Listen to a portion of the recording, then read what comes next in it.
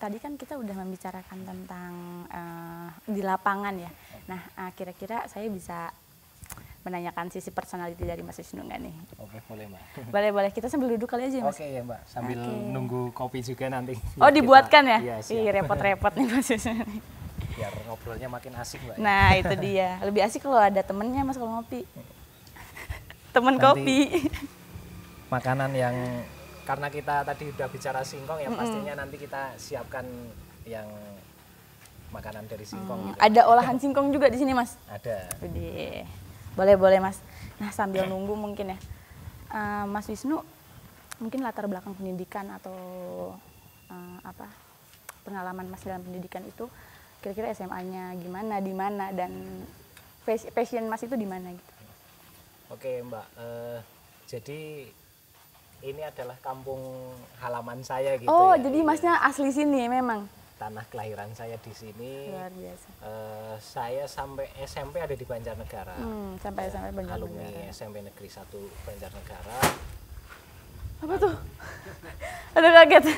Lalu selesai SMP, lulus SMP saya hijrah ke Jogja gitu. Oh, di Jogja. Iya, jadi sejak masuk SMA saya di Jogja sampai selesai kuliah gitu. Merantau, jadi, Mas?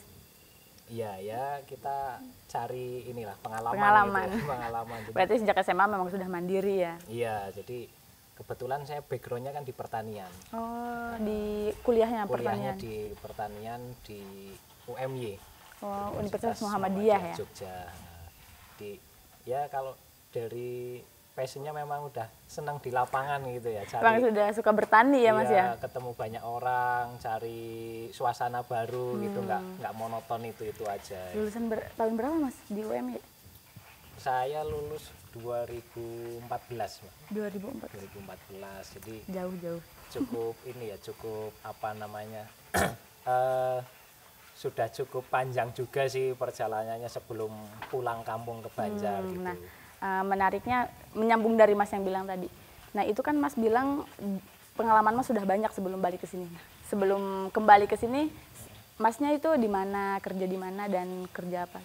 Setelah lulus kuliah ya 2014 itu. Nah, kebetulan sebelum lulus saya juga udah udah ditunggu dari salah satu perusahaan itu perkebunan kelapa sawit. Saya masuk pernah di Pekanbaru, pernah di Jambi, terakhir saya di Kalimantan gitu. Jadi udah cukup lintas pulau ya. Iya, jadi dari Kalimantan saya baru pulang ke Jawa, tapi belum ke Banjar gitu. Belum ke Banjar, masih terkait dengan perkebunan juga sih, tapi komoditasnya jagung gitu. Itu di daerah Grobogan, masih Jawa Tengah, tapi dari sini sekitar 5 jam. Tapi senang berkomunikasi, senang kalau bahasa orang Jawa nih itu senang serawung gitu ya, serawung sama petani, ngobrol-ngobrol, ngopi di rumah petani gitu. Jadi asik sekali itu Mas. Ya, sampai akhirnya Mas ada di titik ini ya Mas ya. Saya juga dengar Mas itu sebagai ketua milenial Indonesia atau apa tuh Mas? Oh iya, jadi kebetulan untuk saat ini saya diamanahkan untuk menjadi ketua petani milenial di Jawa Tengah. Keren. Provinsi Jawa Tengah. Gitu. Jadi pertaniannya itu ilmu pertaniannya juga di kuliah juga nggak dimanfaatkan lah ya, nggak sia-sia ya. Sejak kapan Mas jadi ketua milenial di Jawa Tengah ini? Ini di tahun 2021 ini sih Mbak. Oh baru, ya, baru 2021 ini. Memang itu kan juga program dari kementerian, Kementerian Pertanian, dan memang di waktu belakangan ini sedang gencar-gencarnya untuk pelaksanaan program-program yang menyentuh berhubungan langsung dengan pertanian gitu. Dari hulu sampai hilir, yang ada kaitannya dengan pertanian kita kerjakan. Nah, menurut Mas nih ya, menurut pandangan Mas pribadi tentang pertanian dan juga tentang petani milenial di Indonesia ini gimana sih Mas? Kan berhubung Mas ini kan ketua milenial, pertanian milenial di Jawa Barat ya khususnya, di Jawa Tengah khususnya. Iya. Nah, berangkat dari situ Mas menilainya tentang petani milenial ini gimana? Soalnya kan anak muda sekarang kan memang agak susah mungkin ya untuk mengarah ke pertanian gitu. Kurang tertarik gitu dengan dunia pertanian itu. Nah, jadi dengan adanya duta petani milenial saat ini itu menurut saya gitu ya, itu wadah yang cukup pas dan cukup bagus untuk mengenalkan pertanian ke kaula muda gitu ya, ke anak-anak muda yang awalnya itu tidak tertarik dengan dunia pertanian, tapi dengan kita pendekatan ke mereka, kita berikan contoh, ini loh bertani itu nggak harus kotor, petani dengan menerapkan teknologi-teknologi yang saat ini berkembang itu bisa menjadikan anak muda juga nggak apa ya, nggak gengsi lagi gitu loh menggeluti dunia pertanian, karena banyak sekali sekarang bahkan yang backgroundnya bukan dari pertanian larinya ke pertanian. Apalagi dengan kondisi pandemi yang sudah 2 tahun melanda gitu ya, banyak sekali sektor-sektor usaha dari dunia pariwisata, dunia bisnis yang lain itu larinya ke pertanian. Ya, bercocok tanam lah ya. Betul, ya, karena kembali lagi ya urusan perut kan nggak bisa ditunda, Mbak. Iya, betul. Ya minimal bisa nanam di sekitaran rumah untuk konsumsi keluarga di rumah, perut kenyang itu udah aman. insya Allah udah aman gitu ya. Nah, sekarang kan melihat kondisi sekarang ya, yang dunia digital semakin berkembang, terus juga anak-anak muda tuh terhadap media sosial tuh emang bener-bener udah nggak bisa dipisahin gitu. Nah, menurut Mas, cara dan strategi Mas untuk menggait anak muda tertarik ke pertanian itu gimana sih, Mas? Iya, jadi memang ironisnya ya gitu di Indonesia dengan luasan wilayah yang mayoritas itu pertanian gitu ya. Pertanian dalam arti luas itu, di dalamnya termasuk peternakan, perikanan dan sebagainya. Yang kalau kata orang kita ngelempar batang singkong aja udah tumbuh gitu, iya. yang karena itu menunjukkan kesuburan tanahnya gitu ya, apalagi dengan kondisi yang luas lahan pertaniannya, tapi 80% petani Indonesia itu udah usia lanjut gitu. Nah, itu masih yang, belum anak-anak muda lah ya. betul. Nah, makanya dengan adanya duta petani milenial ini harapannya kita bukan menjadi objek gitu ya, tapi sebagai subjek juga untuk selain kita terjun langsung, kita juga mengajak anak-anak muda yang lain untuk menggeluti dunia pertanian. Nah, dengan perkembangan teknologi yang ada, ini semua bisa kita kolaborasikan gitu ya, saling berkaitan. Yang saya katakan tadi, bertani itu nggak harus berkotor-kotoran, gitu. Nggak harus sekarang harus nyangkul baru bisa tanam. Kita kan sudah ada peralatan pertanian yang bisa canggih, berkreasi lah ya, dengan bahkan sekarang kan orang ya kita udah nggak bisa juga dipisahkan dengan gadget gitu ya, dengan smartphone. Nah, ternyata itu bisa kita manfaatkan untuk dunia pertanian gitu. Mungkin yang masih belum banyak orang berpikir ke situ ya, tapi kita bisa gitu. Dan Indonesia sudah ada contoh-contohnya, mungkin di Jawa Barat, di Bali itu sudah diterapkan namanya smart farming. Smart farming. Jadi kita sambil ngobrol seperti ini, tinggal pencet smartphone, lahan-lahan kita udah tersiram dengan dengan sesuai kebutuhan tanaman itu. Kita bisa tahu kondisi blok 1, blok 2, blok 3, nanti kita punya komoditas apa, produksinya kira-kira berapa ton dan kapan panen, kita bisa tahu. Melalui gadget aplikasi itu. Berarti memang strateginya itu mengkolaborasikan teknologi dengan pertanian ya, Mas? Iya, pasti mau nggak mau kita harus mengikuti perkembangan zaman juga. Gitu. Nah, dengan strategi tersebut, apakah di Jawa Tengah ini udah apakah anak-anak muda di sini tuh udah mulai tertarik atau gimana? Dan berapa persen sih anak muda yang sudah tertarik di Jawa Tengah ini? Jadi kita di Jawa Tengah ini cukup luas juga wilayahnya gitu ya. Ada 35 kabupaten dan kota gitu seluruh Jawa Tengah, dan ini memang kita sedang gencarkan di lapangan untuk mengajak teman-teman pemuda-pemuda ya, kita katakan yang milenial gitu ya, untuk menggeluti dunia pertanian. Dan kita memiliki strategi untuk menggandeng mereka ya dengan memberikan contoh-contoh success story gitu ya, dari pelaku-pelaku petani muda yang lain, dengan cara membuat sosial media tentang pertanian, terus kita juga punya target tiap kabupaten ada minimal 200 lokal hero lah ya. Dari kabupaten itu ya kita strateginya mungkin minimal satu kecamatan ada satu, bahkan sampai ke desa satu aja orang anak muda yang bisa menjadi lokal hero di situ. Itu kalau memang benar-benar diseriusi itu akan menjadi apa ya, memiliki dampak yang positif, menjadi gitu. aset juga untuk pertanian Indonesia ya. Betul. Karena kalau kita mengajak petani-petani yang senior gitu ya, kalau orang bilang kita ada petani milenial, yang zaman dulu petani kolonial gitu. Nah itu betul. Akan sulit sekali gitu ngajak mereka ayo berubah ke mungkin cara yang lebih modern, cara gitu yang ya. modern dengan budidaya yang organik gitu. Itu akan sangat sulit. Nah caranya ya kita memberikan contoh ke mereka dengan lokal hero yang kita kumpulkan. Ya memang kalau kita bilang teori dan praktek itu saling berkaitan ya. Ya harus saling mendukung, walaupun secara teori dan praktek memang kadang ya agak jauh ya. Tapi itu akan saling berkaitan dan saling mendukung gitu. Ya tentunya dengan petani yang pengalaman petani apa ya yang tadi kita katakan kolonial gitu, dengan pengalaman mereka di lapangan membutuhkan juga teori-teori yang kita dapatkan di bangku kuliah, itu pun sebaliknya. Nah, tadi kan Mas bilang anak muda itu di sini sudah mulai tertarik dengan pertanian. Nah, kira-kira berapa banyak sih Mas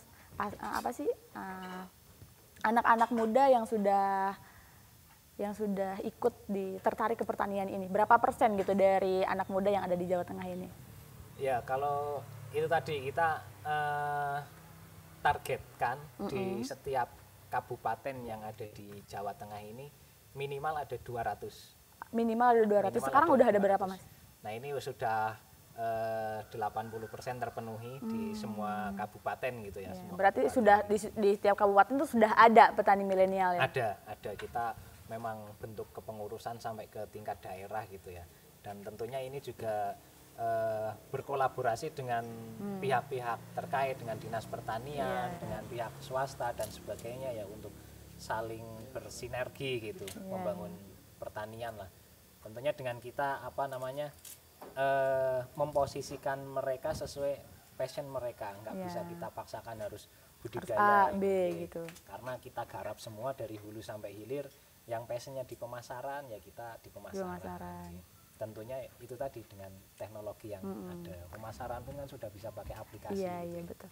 Nah, kira-kira anak muda yang memang sudah masuk ke asosiasi tersebut, mereka tuh bergerak di bidang apa aja sih, apakah di tumbuhan pangan atau apa gitu? Kita mencangkup semua pertanian dalam arti luas gitu Mbak. Jadi peternakan ada, perikanan ada. Jadi kita di kepengurusan petani milenial itu sudah terbentuk kepengurusan yang cukup lengkap gitu ya. Tidak hanya ketua sekretaris bendahara, tapi kita bidang-bidangnya pun sudah lengkap, ada. Ya. Jadi ada apa aja sih Mas itu bidangnya Mas? Ada bidang tanaman pangan kita ada sendiri, terus tanaman perkebunan, tanaman hortikultura, peternakan itu ada sendiri gitu. Berarti memang sudah banyak bidangnya ya Mas? Betul, ya? Sampai ke bidang pemasaran pun kan ada gitu. Jadi harapannya kita sudah ada yang bisa berbudidaya ya, nanti di hilirnya juga ada yang mengerjakan di pemasarannya. Nah, tadi kan sudah banyak banget cerita nih Mas tentang pengalaman Mas di Pulau Jawa lah, di lintas pulau dan semuanya gitu. Sampai sekarang Mas ada di titik yang sekarang. Nah, pencapaian apa aja sih Mas yang sudah Mas dapat di bidang pertanian ini?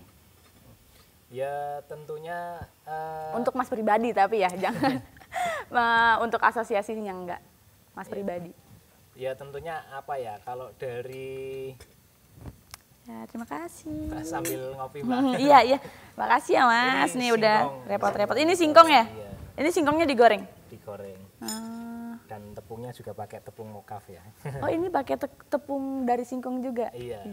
Minyaknya singkong juga enggak? Nah, itu kita lagi proses pembuatan minyak singkong. Itu lagi produksi juga? Enggak. Kalau gula ada Mbak. Gula ada. Iya. Jadi kembali lagi Mas. Kalau untuk pencapaian ya yang jelas ini ya, kita ada kepuasan tersendiri Iya. gitu, bisa memberikan manfaat yang luas lah untuk orang banyak gitu, karena memang sudah passionnya seneng berkumpul dengan petani, dengan banyak orang, kita cari suasana baru. Itu yang menurut saya pencapaian yang nggak bisa dinilai gitu. Iya, itu secara pribadi ya Mas ya. Tapi Mas sendiri pernah nggak sih mendapatkan penghargaan secara personal selain pencapaian Mas sudah menjadi ketua dan duta milenial di Jawa Tengah? Kalau penghargaan secara Personal. spesifik sih belum ya. Oh, belum. Ya kayak mendapat penghargaan anugerah apa gitu sih Iya. belum. Tapi dengan kita bisa memberikan manfaat untuk orang banyak, itu bagi saya itu Sudah sudah menjadi pencapaian yang luar biasa ya, penghargaan yang luar biasa gitu. Tidak bisa dinilai ya Mas ya, Betul, karena ada rasa bangga sendiri Betul, melihat orang lain. harus ini ya, tanpa harus kita ada di atas panggung. Iya, dan betul. sebagainya gitu. Karena banyak sekali orang-orang mungkin banyak orang yang nggak kenal, tapi ternyata action di lapangannya memberikan dampak yang cukup luas. Betul. Karena memang pencapaian yang terbaik adalah bermanfaat bagi orang lain ya Mas. Betul. Luar biasa. Nah, kira-kira visi dan misi Mas untuk organisasi anak muda ini kedepannya seperti apa sih Mas? Nggih. Kalau untuk teman-teman petani muda khususnya di Jawa Tengah ataupun secara umum di Indonesia, ya kita bersama teman-teman punya semangat yang sama dengan potensi yang kita miliki di Indonesia, baik dari SDM-nya maupun dari sumber daya alamnya yang begitu melimpah. Ya mau nggak mau kita generasi yang harus meneruskan itu semua. Jadi mulai dari sekarang kita sudah mulai kita menatap yang lebih jauh lagi gitu. Pengelolaan dunia pertanian kita harus berpikir lebih luas, tidak berpikir konvensional lagi. Kita harus mengikuti perkembangan zaman, harus mengkolaborasikan perkembangan teknologi yang ada dengan kondisi yang ada di lapangan. Iya. Ya, jadi memang yang menjadi PR besar ya, kayak contohnya seperti mokap lah gitu ya, dari singkong yang awalnya dianggap makanan orang pinggiran, menengah ke bawah dan sebagainya, dianggap nggak ada nilainya. Gitu. Tapi ternyata di balik itu semua memiliki potensi yang cukup besar gitu. Ini ditanam di pinggir rumah aja bisa, dan bahkan di seluruh provinsi itu adalah di Indonesia. Kita bahkan menjadi produsen singkong terbesar kedua ya di dunia, dan kita ternyata bisa bikin sesuatu dari singkong ini yang lebih sehat, yang lebih bisa dilihat sama orang lain selain singkong. Ya udahlah, singkong digoreng doang. Betul. Gitu ya. Dan ini produk lokal bisa untuk mensubstitusi gitu ya produk yang dari luar gitu, karena untuk pengganti terigu kan itu. Berarti Mas di sini memfokuskannya di singkong ya Mas ya? Apa memang itu hanya salah satu yang Mas dampingi? Kalau untuk di rumah mokap kita saat ini fokus di singkong aja. Ya, tapi kalau untuk lebih luas lagi terkait petani milenial, kita semua komoditas kita ini akomodir. Gitu. Diakomodir semuanya ya. Tapi memang kalau misalkan untuk di rumah mokaf itu sendiri ya fokusnya di singkong ya Mas ya? Iya, untuk saat ini kita fokus di singkong karena dari awal yang kita kerjakan ya menyelesaikan permasalahan yang dihadapi petani singkong. Nah, iya. Ya mulai dari yang harganya kurang tadi ya Mas ya. Betul. Terus juga kadang kalau gagal panen ya nggak dipanen. Iya. Nah, Mas ini kan kita udah ngobrol banyak sekali nih Mas ya, dari A, B, C, dari mulai pencapaian, awalnya Mas kayak gimana, di mana, dan sampai sekarang ada di titik ini. Nah, harapan-harapan Mas untuk petani milenial di Indonesia apa sih Mas kira-kira? Ya kita harapannya kita terus berkarya, kita terus memberikan manfaat untuk petani Indonesia, yang itu harapannya nanti bisa berdampak luas untuk ini ya, kemajuan bangsa lah, dengan potensi yang sangat besar sekali. Jangan sampai kita nanti hanya menjadi penonton gitu, dan ini butuh kesabaran, ketekunan untuk mencapai ke situ. Nah ini agak ke personal banget sih Mas sebenarnya. Masnya udah berkeluarga belum Mas? Wah, udah alhamdulillah istri udah satu. Oh, udah satu. Menambah lagi. Ya lihat sikon lah. Lihat sih kon. Kalau kondisimu mungkin kan nambah lah 2-3 lagi ya Mas ya. Mau tanya mbaknya mau apa enggak berani ya. Jangan dulu lah Mas, saya masih semangat buat kerja dulu. Biar nanti sukses seperti Masnya dulu baru. Justru kalau udah berkeluarga semakin semangat lah. Ah gitu ya Mas.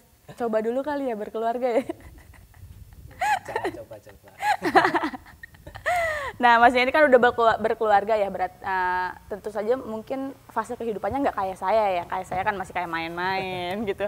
Masih hahihi lah, mau sedih juga nggak dirasa gitu. Nah kira-kira titik terendah Mas itu ada di mana Mas?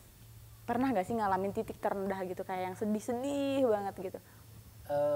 Pastinya di kehidupan ya pernah ngalamin gitu ya. Yeah. Suka duka yang suka banget ya coba kita rem, Yeah. tapi kalau pas lagi duka banget ya coba kita ini ya, coba kita hadapi dengan bijaksana lah. Tentunya titik terberat ya pernah sih ngalamin gitu ya. Ngalamin kita benar-benar memulai usaha bukan dari nol tapi dari Yeah. minus juga pernah gitu. Yeah. Tapi ya kita saling support sebagai suami istri alhamdulillah Oh bisa. itu titik terendah itu hadir ketika udah menikah. Iya. Oh. Dengan apa namanya? Ya pastinya banyak cobaan ya, banyak cobaan dari segi ekonomi dan sebagainya ya pernah ngalamin sampai benar-benar istilahnya aku masih bisa benar-benar masih bisa melanjutkan hidup apa enggak itu pernah. Iya. Berarti memang di balik pria yang sukses yang luar biasa seperti Mas tuh ada sosok wanita di belakangnya yang Ya pernah ini juga. lebih luar biasa juga. Bahkan awal nikah pun ya sudah ini ya, karena ini jadi curhat kan ya. Nggak apa-apa. Biar aku juga jadi pengalaman nih. Dari titik terendah memang sudah diawali ini ya. Dulu pernah waktu istri hamil itu mau periksa ke bidan aja kita sempet ya bukan menjadi tukang rongsok sih, tapi pernah sampai jual kertas-kertas bekas itu loh untuk periksa ke bidan itu, bahkan sampai segitunya pernah. Berarti emang titik terendah orang tuh pasti ada aja ya Mas.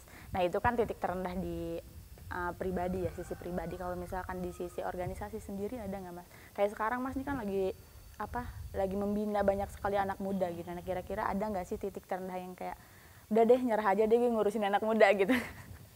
Ya pastinya di dalam organisasi apapun kita akan menghadapi hal seperti itu ya. Iya pasti ada problem solvingnya. Iya kita banyak kepala, banyak pikiran ya, tentunya kita pinter-pinter kita aja mengelola tim, kita mengedepankan kerjasama di saat ada bisa dikatakan konflik of interestnya gitu ya di dalam ya kita kembalikan lagi ke mereka di tujuan awal kita mau apa gitu. Tapi kalau memang sudah dibina, kita ajak untuk bersama-sama ya kita harapannya itu bisa membaik gitu ya. Ya bisa memperbaiki lah apa yang sudah jadi masalah sebelumnya kita ya. lakukan sebelum-sebelumnya yang kita perjuangkan gitu. Tapi di saat memang kita sudah memberikan binaan tapi nggak bisa diajak kerjasama ya mau nggak mau kita harus memikirkan kepentingan yang lebih luas lagi. Gitu. Iya. Ya memang sih kalau di tiap sektor apapun itu pasti ada masalahnya, mau keluarga, mau kerjaan apapun itu pasti ada ya. Betul. Nah kembali lagi ke keluarga Mas. Istrinya Mas di sini juga apa? Iya kita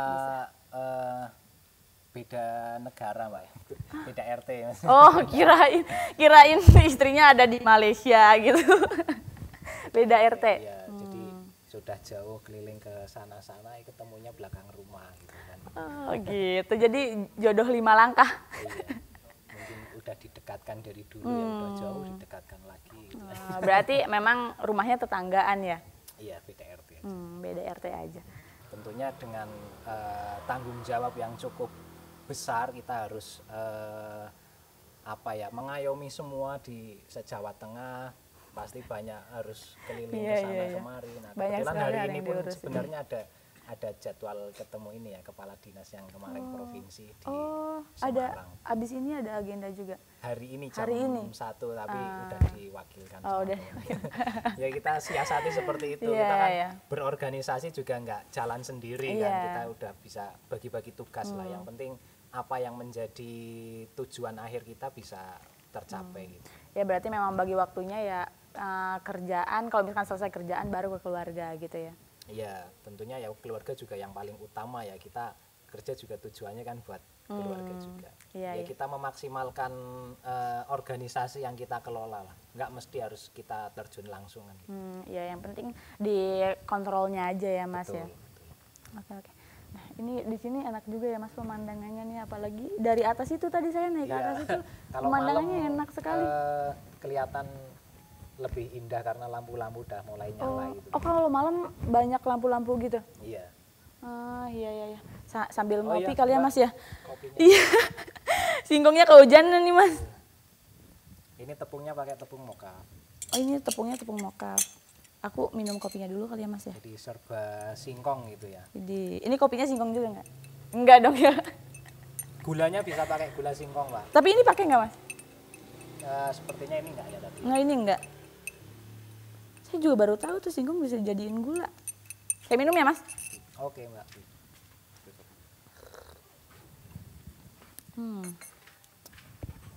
Ini singkongnya aku coba dulu ya Mas ya. Ini pakai tepung singkong juga nih, dalamnya singkong juga. Aduh.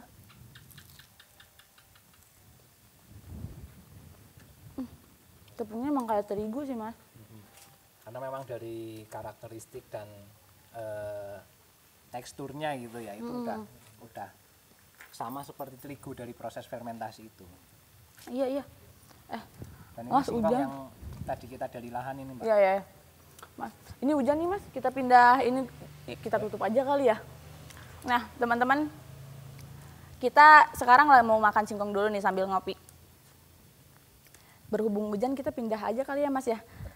Udah dulu ya teman-teman, nanti kita coba gali profil yang lain dan juga potensi-potensi yang lain di daerah yang lainnya juga. Bye.